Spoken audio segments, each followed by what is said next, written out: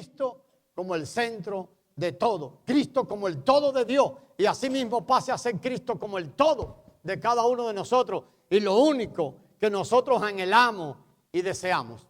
El salmista dijo en una oportunidad: ¿a quién tengo yo en los cielos sino a ti? Y gloria a Dios. Pero dijo después: y fuera de ti, nada deseo. ¿Dónde? En la tierra. Hermanos, nosotros tenemos que permitir que la luz de Dios alumbre nuestros corazones. Porque nosotros podemos hablar mucho de la primera parte. ¿A quién tengo yo en los cielos? Sino a ti. Pero la segunda parte dice: y fuera de ti, nada deseo en la tierra. Cristo, y esta es una lección básica que el Espíritu Santo tiene que enseñarnos. El deseo de Dios es Cristo. El todo de Dios es Cristo. La salvación de Dios es Cristo. Y esto debe volverse una realidad en nuestras vidas. La segunda gran lección que necesitamos que el Espíritu Santo traiga realidad en nosotros: la diferencia entre Cristo y yo. Constantemente cuando compartimos con creyentes vemos que allí hay un problema.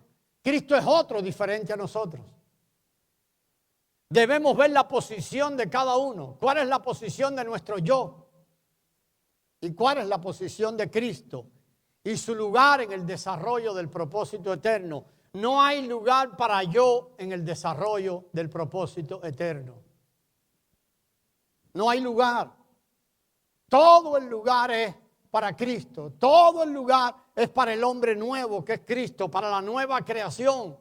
La diferencia entre Cristo y yo es básica para avanzar en el propósito de Dios establecido en nuestras vidas. Debemos ver, y el Señor tiene que ayudarnos a ver esto. Y la tercera lección que necesitamos que el Señor nos enseñe profundamente es esta: la total y absoluta incapacidad de yo para seguir a la culminación del propósito eterno. Yo nunca puede ser el otro. A veces nosotros entendemos esto con la mente, pero al hablar nos damos cuenta que la mayoría del cristiano pasa trabajo en entender esto. Yo nunca llegará a ser Cristo. Hay un abismo de diferencia entre el uno y el otro. Cristo es único, es otro. Y debemos entender eso, la incapacidad de yo para seguir adelante a la perfección. Todo está centrado ¿en quién? En Cristo. Por eso la Escritura dice que de ambos creó un solo, ¿y qué más? Y nuevo hombre. Dijo el Señor allá terminando la Escritura en Apocalipsis: porque yo hago nuevas todas las cosas. Se trata del nuevo hombre interior. Y nunca yo. ¿Por qué yo no puede ser quien sigue el recorrido adelante? ¿Saben por qué no? Porque yo fue juzgado en la cruz del Calvario. ¿Y qué pasó con yo en la cruz? Murió. Y no pretendamos que el Señor resucite al muerto para ahora convertirlo en algo mejor. ¿Sabe quién fue el que resucitó? Cristo, que es la vida ascendente, que es la vida victoriosa. Entonces el trato de Dios no es con yo. ¿Es con quién? Con Cristo. Él es. Así que sentando estas tres bases, podemos entender eso, que esa salvación de Dios vino a nosotros para ser expresada. Nosotros podemos cantar, podemos estar contentos, pero el corazón de Dios estará contento. ¿Sabe cuándo qué? Cuando la vida de su Hijo sea expresada. Por eso tenemos que ocuparnos en nuestra salvación y atender los obstáculos que impiden nuestra salvación. Producto de esos obstáculos, hablábamos de esto en un grupo el viernes, producto de esos obstáculos, muchos que conocen la vida de Dios y que entienden de ella y que sí la tienen, les falta la experiencia, les falta la expresión. ¿Y sabe por qué? por no ocuparnos de nuestra salvación, por no ocuparnos. Entonces falta la expresión. Hermano, mire este punto. Cada parte de nuestro ser, usted recuerda las partes de nuestro ser, ¿verdad? Cada parte de nuestro ser, ya sea interno o externo, presenta algún obstáculo para la expresión de la vida de Dios. Y yo sé que usted está pensando, pero pastor, ya repetiste eso la semana pasada. No, lo he repetido 3 semanas. Cada parte de nosotros, de nuestro ser, presenta algún obstáculo. Dijimos que hay obstáculos entonces objetivos y también otros subjetivos. Los objetivos nos referimos a obstáculos externos y hablamos de 4, ¿se acuerda? La ignorancia, el externalismo hipócrita, la rebeldía y la capacidad natural.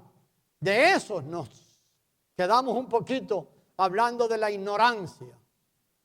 No tomar a Cristo como vida o no conocer el camino de la vida, nos referimos a eso específicamente.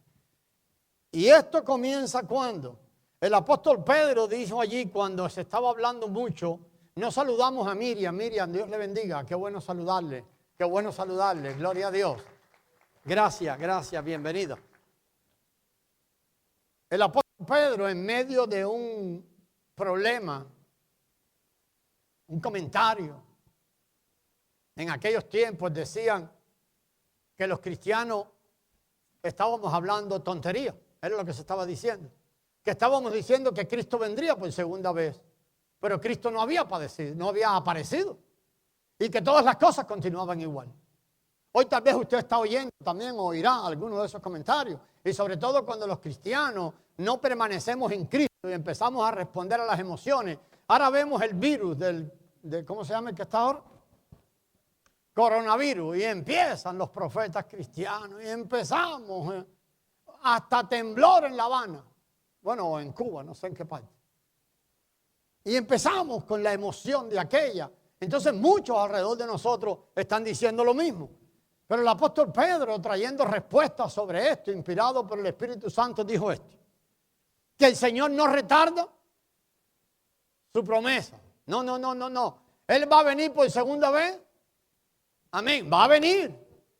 Dice, algunos la tienen por tardanza. Pero en realidad, ¿por qué no ha venido? Y él aclara algo allí. ¿Se acuerdan o no? Porque Él quiere que todos los hombres procedan a la... Amén. Porque Dios anhela la salvación ¿de quién? De todos los hombres. ¿Por qué es eso? Porque en realidad, hermano, todo el trato de Dios comienza allí. Si los hombres no nacen de nuevo, no pueden seguir adelante para cumplir el propósito de Dios. No quiere decir que todos los hombres van a ser salvos, no. Pero Dios anhela la salvación de todos los hombres, aunque sabe que todos los hombres no van a ser salvos. Por eso todo comienza cuando el hombre es salvo. Todo comienza cuando el hombre es, y cuando hablamos de salvación aquí nos referimos a regeneración. Cuando el hombre es regenerado. Dice cuando le pareció a Dios revelar a su Hijo en mí. Y esto ya lo vimos la semana pasada, por eso voy un poquito más rápido. Y después hablamos de Cristo tomado como nuestra vida y nuestro vivir. Vuelvo a repetir esto porque es esencial. Es esencial lo que tiene que estar pasando en el corazón de cada creyente. Primero, nuestros ojos son abiertos. Cristo es revelado, pero necesitamos ver a Cristo como el todo de Dios. Por eso sentamos las 3 cosas anteriores. El Espíritu Santo debe enseñarnos esto. Después Cristo como nuestra vida y vivir. Y si nosotros sabemos que Cristo es nuestra vida y tiene que ser nuestro vivir, tenemos que asirnos a esto por la fe. Tenemos que agarrarnos de esa verdad por la fe. Después vemos a Cristo siendo formado. Y hablábamos esto definido, que esto es un poquito más que el trato diario y todos hemos sido tratados por Dios y estamos siendo tratados por Dios. Pero hablamos de un Cristo definido, que no me voy a parar ahora. Pero aparece un cuarto punto de lo que tiene que estar pasando en la vida de cada creyente, que es Cristo habitando por la fe en nuestros corazones. Y ahí sí quiero que vayamos a mirar allí Efesios 3:17. por favor. Porque este recorrido en la vida de cada creyente no tiene como meta la exaltación de cada creyente, sino que tiene como meta algo superior en el corazón de Dios, que es la formación del cuerpo de Cristo, que es la formación del cuerpo de Cristo. A ver, vamos a mirar ahí Efesios 3:17.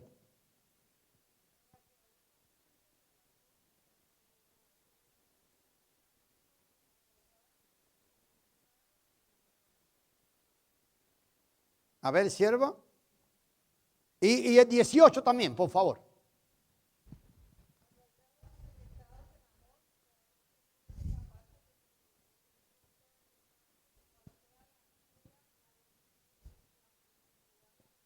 Amén. Si se da cuenta, ese Cristo habitando tiene que llevar a los creyentes a otro punto.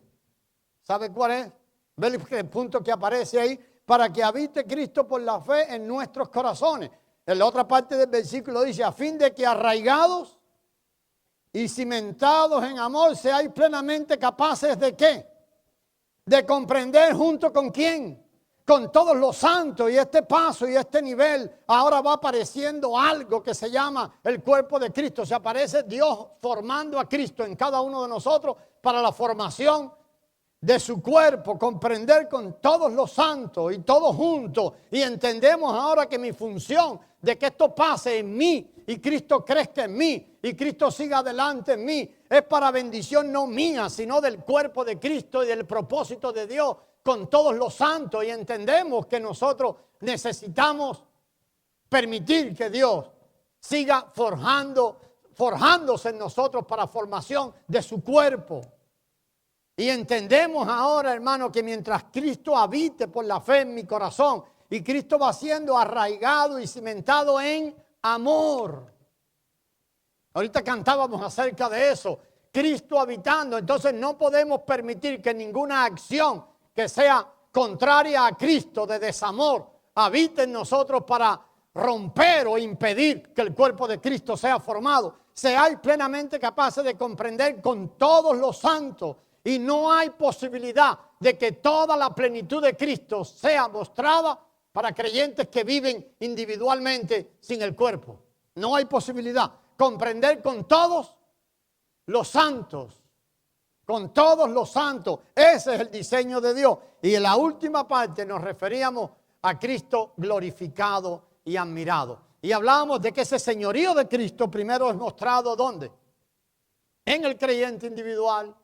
Después en la iglesia, y ese es el camino de los justos. Esa es la senda que el Señor tiene que ayudarnos a ver. El Eterno anhela mostrar esto, hermano. Entonces, repasamos. Cristo revelado, Cristo como nuestra vida y vivir, Cristo siendo formado en nosotros, Cristo habitando para que Cristo sea glorificado en cada uno de los santos. Entonces Él muestre su señorío, Él muestre en realidad su victoria en cada creyente para que así mismo sea mostrado sobre su cuerpo y así mismo sea mostrado sobre los reinos de este mundo y así mismo sea mostrado sobre todo el universo. En cada una de estas 4 etapas, Cristo está trabajando y el señorío de Cristo tiene que ser mostrado para que el propósito de Dios, ese Cristo supremo, el eterno, el ágape expresado, el reino de Dios sea eternamente establecido según el propósito de Dios. Pero tiene que pasar eso en estas 4 etapas, en estas 4 esferas. El Hijo tiene que ser mostrado. Y si nos damos cuenta, todo el centro de Dios está en el Hijo. La semana pasada aquí terminamos. Los obstáculos subjetivos son aquellos que se hallan intrínsecamente en nosotros. No solamente obstáculos de afuera. La vida de Dios puede actuar en nosotros, pero no actuamos conforme a ella o conforme a Él, a Dios mismo que ahora habita en nosotros. No somos uno con Él. Esto lo hemos visto, hermano. La experiencia en la iglesia marca esto. Dios obrando desde nuestro interior, Dios actuando desde nuestro interior, el Espíritu de Dios haciéndonos ver, el Espíritu de Dios guiándonos, pero no encontramos una vida que responda a esto. No cooperamos ni le obedecemos. En el boletín de hoy, si usted lo tiene ahí en la mano, hay una pregunta ahí en la primera página.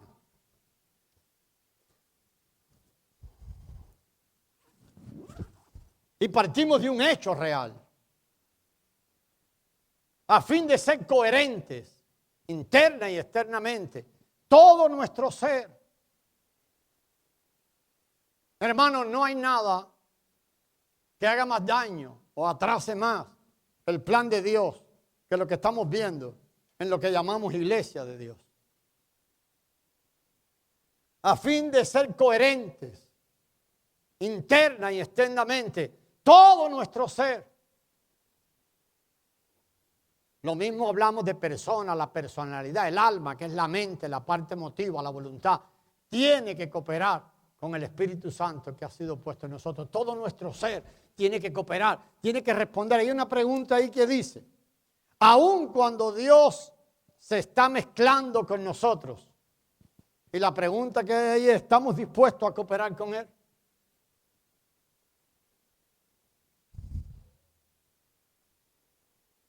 Decíamos que un santo es un hombre al que Dios se le ha sumado.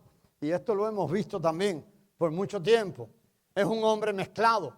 La vida de Dios no entra en nosotros para hacer nuestra vida de manera externa. Esto no es externalismo. No entra allí para que solamente hagamos algunos cambios externos. No, no y no. Entra en nuestro ser para mezclarse y llegar a ser nuestra vida y nuestro vivir. Así que todavía necesita a nuestra persona que continúe existiendo. La vida de Dios no reemplaza la nuestra en un instante. Todos nos damos cuenta que esto es un proceso. El mismo proceso que se está llevando a cabo en su vida debe estar llevándose a cabo en todos los nacidos de nuevo. El proceso se está llevando a cabo en todos los nacidos de nuevo. La vida de Dios no va a reemplazar la nuestra en un instante. No lo va a hacer. No lo va a hacer. Solo se mezcla en un inicio. ¿Cuándo se mezcla Dios con nosotros? ¿Cuándo comienza esta mezcla? Cuando nacimos de nuevo, amén. Comienza la mezcla. Pero por mucho tiempo, ¿sabe qué pasa? Que Dios ha venido a una persona que está sumamente mezclado también. Y la vida de Dios está allí ahora mezclándose con la de nosotros. Él desea mezclarse tanto que ahora seamos una sola entidad con Él. De tal manera que nosotros nos movamos y cooperemos y nos movamos junto con Él. Y es en este tiempo donde los problemas comienzan a aparecer. ¿Cuándo? Cuando podemos ver esto. Antes nosotros vivíamos, cuando esta mezcla empieza a ocurrir, nos damos cuenta de algo, porque hay tanto problema en nosotros. Porque antes nosotros tomábamos todas las decisiones como a nosotros bien nos parecía. Antes vivíamos solo por y para nosotros mismos. Hermano, yo quiero que tú pienses en esto. ¿Por quién vives tú? ¿Cómo tomas las decisiones de tu vida? Lo que yo veo en la iglesia de Dios es que seguimos viviendo, no aquí, en otras congregaciones, seguimos viviendo por y para nosotros mismos. Cuando hablas con los creyentes, oye, en base a que toman las decisiones económicas, buscando el beneficio, voy a estar más cómodo, mi futuro se ve mejor. Pero desgraciadamente, ¿sabe quién toma las decisiones así también? La gente que no tiene a Cristo. Un creyente, un santo, un regenerado, un nacido de nuevo, en todas las cosas tiene que ser guiado por el Espíritu de Dios. En todas las cosas tiene que ser guiado. Antes nosotros vivíamos por y para nosotros mismos, pero después de la regeneración descubrimos esto, que hay dos personas operando en nosotros. Hermano, esto es tan básico, tan elemental, tan básico, tan elemental, pero tan importante que este fundamento y esté aclarado. Hay dos personas operando en nosotros. ¿Saben quién? En los nacidos de nuevo. Usted va a encontrar un problema adicional en su vida cuando Dios le muestra esto. Antes no lo tenía. Es más, hay muchos creyentes que no lo tienen. Porque todavía no han visto el camino de la vida. ¿Qué entienden ellos? Ahora han recibido a Cristo. El día que se muera ellos van para el cielo. Pero ellos van viviendo su vida de acuerdo a su propia mentalidad por allí. No importa. Con las mismas cosas de antes, con las mismas metas de antes. Cristo no es el centro de sus vidas, ni el propósito de sus vidas, ni la gloria de Dios el propósito de sus vidas, ni que Dios esté agradado no es el propósito de sus vidas. Entonces, en un regenerado hay dos vidas. Por lo tanto, habrá dos expresiones. Si hay una vida, tiene que haber una expresión de esa vida. Mire, hermano, si una de las dos vidas no es eliminada, ¿y sabe cuál es, verdad? La vida con la que nacimos, la vida adámica, la vida natural, el viejo hombre, como quiera que le llamemos, y se le llama en la Biblia de diferentes maneras. Si esa vida no es eliminada, es imposible que la otra vida se pueda expresar.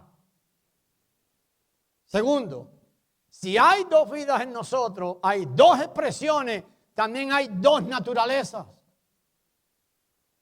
Porque cada vida tiene su propia naturaleza. Hay dos naturalezas en nosotros. Y hay dos conjuntos de facultades en nosotros. Cada naturaleza tiene una vida, tiene una expresión, pero tiene una serie de recursos para manifestarse. La vida natural con la que nosotros nacimos tiene muchos recursos para manifestarse. Muchos recursos. Pero la vida de Cristo que ha venido ahora a nosotros tiene muchísimos más recursos. Pero son contrarios a los de la vida natural. Muchas veces creemos que venir a Cristo y ahora comienzo a funcionar y sigo funcionando con mis recursos naturales. Ninguno de nuestros recursos naturales puede funcionar ahora en el reino de Dios. ¿Por qué? Porque lo que se ha establecido y se está estableciendo en nosotros y la regeneración y el nuevo hombre tiene que ver todo, hermano, con una vida espiritual. Esto es espiritual.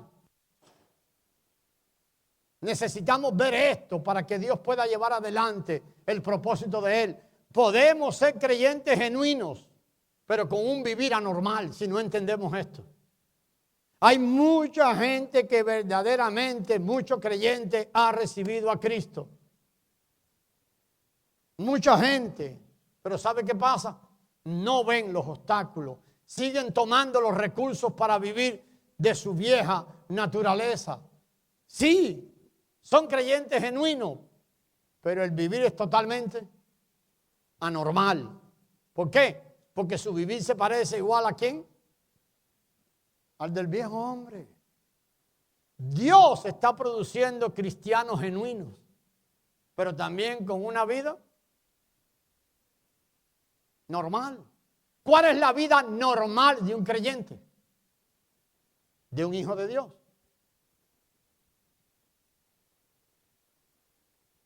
¿Qué piensa usted? ¿Puede hablar? Dios está produciendo cristianos genuinos, amén. Pero nacidos de nuevo, que ahora también tengan una expresión como creyentes normales.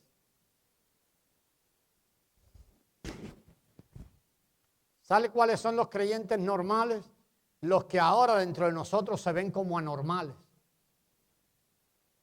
Cuando vemos un creyente normal, tenemos tantos problemas para identificarlo que lo podemos llamar anormal. ¿Sabe cómo lo llamamos? Ese es un fanático. Los creyentes normales no solamente son los que han nacido de nuevo, sino que en su diario vivir ya no viven ellos. Ahora vive Cristo y la meta de su vida es llevar hablado al corazón del Padre y están enfocados en que la vida resucitada de Cristo sea mostrada en ellos y están enfocados en vivir bajo la llenura del Espíritu Santo porque entienden que no es posible vivir por sus propios medios, por sus propios esfuerzos, ni por sus propios recursos. Entienden que hay una imposibilidad en su vida natural y ahora necesitan dar el control de su vida para que Cristo sea su vivir. La vida normal de los creyentes son aquellos cristianos que han consagrado y consagran y la vida de consagración y la vida de arrepentimiento y la vida de negación es lo que caracteriza su diario vivir. Dios está produciendo esa clase de creyentes. Lógicamente, esto no va a ser algo que abunda mucho, porque todavía los creyentes seguimos mezclados. El cristianismo normal es aquel que está en perfecta armonía con Dios y puede cooperar con Él. Entonces Dios puede fluir en este mundo y Dios puede llevar vida a los muertos. ¿A través de quién? De los cristianos que están en armonía, de los creyentes que Él está preparando, que están en perfecta armonía con Dios. Cuando Dios los guía a algo. Nosotros teníamos un hermano acá que parecía que estaba creciendo en el Señor. Hasta un día que él vino a hablarme y me presentó un proyecto de ganar gente en África y en América del Sur. Y me dijo, tengo un dinero y estoy dispuesto a usarlo en esto. Y de verdad, hermano, ¿y qué vas a hacer? Me habló hasta de alquilar un avión y me trajo 4 páginas escritas, hermano, de un programa de evangelismo para alcanzar a los más necesitados en el mundo.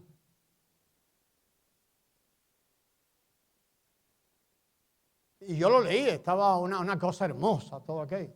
Pero yo estaba viendo el vivir de él. Y le digo, hermano, ¿y dónde nació esto? ¿En ti o en Cristo? Claro, él no pudo contestarme. Y después de aquello, pues se peleó conmigo. Necesitamos, hermano, ver esto. El cristianismo normal es aquel que está en perfecta armonía con Dios y ahora puede cooperar con Dios. Ahora Dios pone su mano, una insinuación de Dios es suficiente para que nos rindamos y sigamos por donde Dios quiere llevarnos. Lamentablemente hay o habemos muy pocos cristianos normales. Aquellos que pueden seguir al unísono con Dios. Aquellos que Dios puede cambiar de rumbo. ¿Sabe? A mí me maravilla Hechos 16. Mucho. Cuando leo aquello. Porque cuando yo me veo allí en Hechos 16, el Señor siempre me cuestiona. El apóstol Pablo y un grupo, su equipo misionero, deciden ir a Bitinia. Y cuando deciden ir a Bitinia, dice que el Espíritu Santo se los impidió. No pueden ir a Bitinia. Entonces ellos hicieron otro plan. Vamos a ir a Asia. Y cuando deciden ir a Asia, el Espíritu Santo se los impidió. Pues entonces ellos no tenían problema. Ellos esperaron ahora y en la noche Pablo tuvo una visión, si ustedes recuerdan, la visión aquella del varón macedónico. Y entendieron por el Espíritu Santo que la dirección del Señor era ir rumbo a Macedonia. Tal vez para ustedes ese capítulo o esa historia no significa mucho, ese evento en la vida del apóstol Pablo y su equipo misionero. Para mí significa mucho porque yo cuando me veo allí digo, a mí no me hubieran agarrado, me hubiera ido para Bitinia. Y hubiera reprendido al Espíritu Santo diciendo que era del diablo que me lo estaba impidiendo. Y leo con vergüenza eso. Y hubiera dicho que me voy para Asia, me hubiera ido. Y hubiera buscado hermanos que oraran para que se quitaran los impedimentos. Hermanos, Dios está produciendo cristianos normales, genuinos. Para ser un cristiano genuino hay que nacer de nuevo. Ese elemento no puede quitarse de allí. Pero de ahí en adelante tiene que ser cristiano donde Dios pueda forjar su vida, dirigirlo Él y llevar adelante lo que se origina en Él. Si nuestra alma, que ya sea nuestra mente, nuestra parte emotiva, nuestra voluntad, no puede cooperar adecuadamente con nuestro espíritu ahora habitado por el Espíritu Santo, vamos a tener problemas para que en realidad la vida nueva de Cristo se muestre de nosotros. Vamos a tener problemas. Algunos problemas están relacionados con la mente. Algunos problemas están relacionados con la voluntad. Algunos problemas están relacionados con la parte emotiva. No voy a ir sobre esto mucho, pero voy a decirles sobre esto. ¿Ve? El problema de nuestra mente, el problema de nuestra voluntad y el problema de nuestra parte emotiva.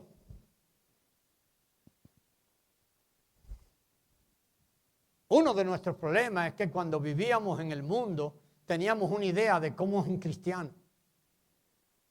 Teníamos una idea de qué un cristiano debe hacer. ¿Ha visto eso usted por allí cuando habla con la gente? Cuando hemos venido a Cristo, todos nosotros tenemos una, déjeme si puedo usar la palabra esta, una revelación natural acerca de las cosas. Por ejemplo, nosotros entendemos que un cristiano debe ser uno que cada vez que vea una necesidad le dé comida a la gente. ¿Sí o no? Entendemos que un cristiano debe ser uno que haga esto, haga esto, haga esto, haga esto y haga esto. ¿Cuál es ese problema? ¿Cuál es el problema de todo eso? Que la revelación natural que nosotros tenemos comienza a establecerse como algo, como a ejercer su señorío en nuestra mente. Por ejemplo, un hermano tiene la idea de que él ahora que es cristiano, él debe ir y hablarle a todos sus vecinos de Cristo y ganar a todos sus compañeros de trabajo para Cristo. Y él tiene esa idea. Pero el Espíritu Santo sabe lo que le está diciendo en su interior. Mira, tú lo que necesitas primero es arreglar el problema con tu esposa. Eso es lo que tienes que hacer primero. Pero como su mente ve con agrado, ¿qué cosa? Que él vaya y le hable a todo el mundo de Cristo. Es muy difícil ahora que la mente de él se ponga a un lado para dar lugar a la mente de Cristo. Solo un ejemplo le estoy poniendo de cómo nuestra mente, Cristo es el Espíritu que mora en nosotros. Cuando el Espíritu se manifiesta desde el interior, es vida, pero a veces el Espíritu no puede manifestarse como vida desde nuestro interior y es el que imparte vida, porque la mente de nosotros se ha aferrado en seguir por otro camino diferente a lo que el Espíritu nos está diciendo. Nuestra voluntad, ese es otro grandísimo problema. Nos es revelada la voluntad de Dios, pero muchas veces no estamos dispuestos a someternos a lo que Dios está diciendo. No estamos dispuestos. Nosotros podemos espiritualizar las cosas y de hecho las espiritualizamos. A ver, sencillo como esto. Ese hermano que Dios le sigue diciendo que es lo que tiene que hacer antes de ir a predicarle a todo el mundo es poner su hogar en orden. Pero su voluntad sigue firme ¿en qué? En que él tiene que ser un gran ganador de almas y tiene que ser un gran predicador y al final va a ser alguien que está actuando ¿en qué? En rebeldía contra Dios. Y su pasión por hacer cosas para Dios, ¿en qué se va a convertir? En una pasión que genera muerte en su interior en vez de generar vida. ¿Por qué? Porque se va a encontrar ahora en una firme rebeldía contra Dios. Y la parte emotiva, otra parte importante, nuestros sentimientos y nuestros gustos deben coincidir con los del Eterno. ¿Cuál es nuestro problema? Que aún para obedecer a Dios, ¿en qué pensamos? Hago esto porque me hace sentir tan bien. Hermano, me siento tan bien cuando esto. Me siento tan bien. ¿Qué es lo que está pensando siempre el creyente? Y óigalo en su manifestación al hablar.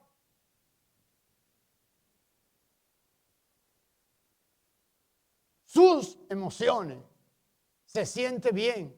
¿Y qué tal cuando el Señor te lleva por el camino donde tus emociones no se van a sentir bien?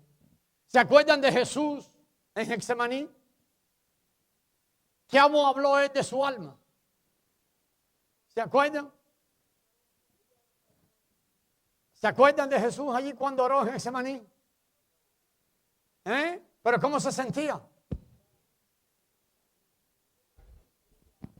Sí, hágase su voluntad después, pero ¿cómo nos dejó ver su alma allí, hermano Emilio? Está turbado. ¿Qué más dijo por allí? Me siento a morir.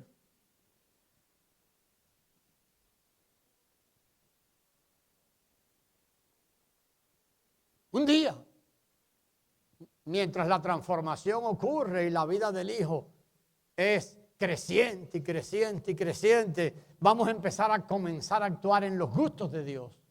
Y ahora lo que estamos buscando, ¿qué es? La satisfacción de Dios en todo el mover nuestro. Usted puede alcanzar muchas cosas, usted puede producir, mire, todo lo que usted produzca para Dios, que nació en usted, lleva desagrado al corazón de Dios. Por muy bonito que parezca y que se vea. ¿Sabe por qué? Porque no nació en Dios. Por eso Dios está muy interesado en esto, hermano, en ayudarnos en esos problemas y entender esto, ver esto. Tanto la mente como nuestra voluntad, como nuestra parte emotiva, pueden ser un problema. Todos nuestros problemas se deben a una cosa. Y yo no sé si me va a dar tiempo a seguir avanzando, pero se debe a esto. Todos nuestros problemas se deben a que nuestra persona, ¿qué es la persona? La personalidad, ¿qué es? Todo lo que tiene que ver con nuestra alma. ¿Cuáles son? Emociones, sentimientos y emociones. Nuestra voluntad. ¿Y qué más? Nuestra mente no han sido quebrantadas por Dios. Por eso parte de lo que Dios está haciendo, ¿qué es? ¿Qué es algo que nosotros debiéramos anhelar? ¿Anhela usted, hermano amado, que el propósito de Dios sea cumplido en su vida? Entonces debiera y tiene que anhelar que Dios venga y quebrante su alma. Porque una cosa no es posible sin la otra. No es posible sin quebrantamiento del alma. Y ahorita vamos a llegar como sin quebrantamiento del alma.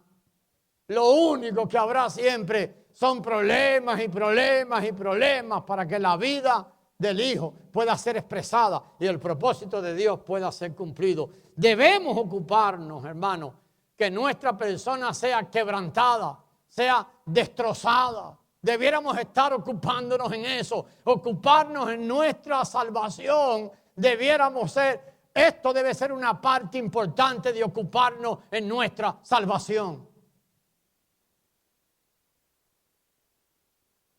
Y el negocio de Dios y el trabajo del Espíritu Santo es mostrarnos cuán vigente sigue tu alma. Contra más severo sea nuestro quebrantamiento, tanto más la vida de Dios podrá fluir de nosotros. ¿Vemos esto? Contra más severo sea el quebrantamiento. Entonces los que anhelan y los que anhelamos y los que el Señor empieza a verdaderamente a incomodar su corazón para desear más que todo que el propósito de Dios sea cumplido, desearán también o desearemos también el quebrantamiento del alma. Pero lógicamente pasar por el quebrantamiento del alma es algo que duele. ¿Cuál es la solución? Esto solo lo puede hacer ¿quién?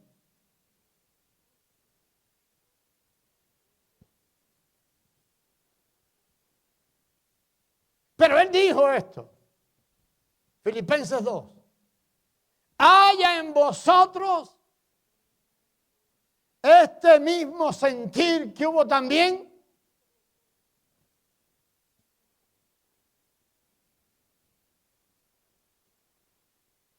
en Cristo Jesús.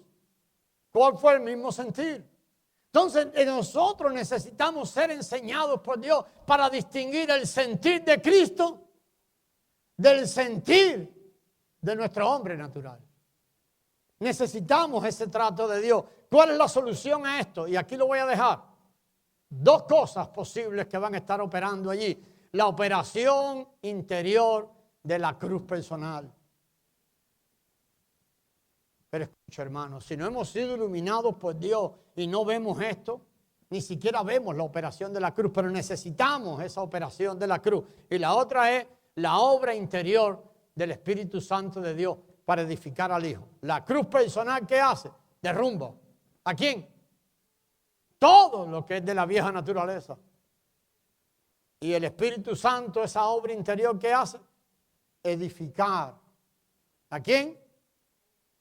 A Cristo, no a usted, no transformándole usted para que sea una persona mejor. Hace tiempo estábamos en Houston y yo estaba en un lugar, en un grupo, y yo dije, hermano, el Señor no va a darnos nada aparte de su Hijo. Y eso no le gustó a las personas que estaban allí y ellos pusieron una queja delante del que organiza el evento. Y él me dijo, estás en problema. Y le dije, ¿por qué? Y me dice, es que se vinieron a quejar. Porque tú dices que Dios no nos da nada aparte del Hijo. Sí, amén, hermano. Pero es que la Biblia dice que nosotros le pidamos a Dios para que... Está bien. Todo lo que Dios nos da, pídale todo lo que quiera, pero todo lo que Dios nos da, ¿dónde está? En el Hijo. Todo está en el Hijo. Todo está en el Hijo. Él ha sido hecho por Dios. Todo lo que nosotros necesitamos. Pero, amados hermanos, para seguir adelante y para que el propósito de Dios pueda ser cumplido, vamos a dejarlos aquí para que celebremos la cena del Señor. La operación interior de la cruz, esa cruz personal. Esa cruz personal tiene que operar en nuestro interior. Si no, hermano, mire, no vamos a impedir el propósito de Dios. Déjeme hacerle algo. Si usted es de los que Dios ha escogido, usted nació de nuevo, no va a impedir el desarrollo del propósito de Dios. No va a impedirlo, pero ¿sabe lo que sí hacemos constantemente? Es atrasar que el propósito de Dios siga adelante.